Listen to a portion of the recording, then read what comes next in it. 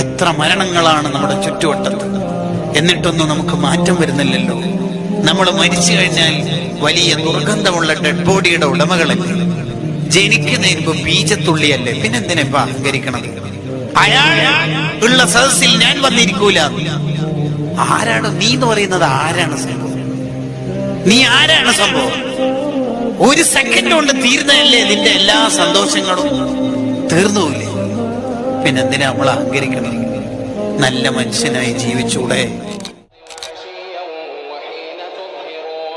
يخرج الحي من الميت ويخرج الميت من الحي ويحيي الأرض بعد موتها وكذلك تخرجون ومن آياته أن خلقكم من تراب ثم إذا أنتم بشر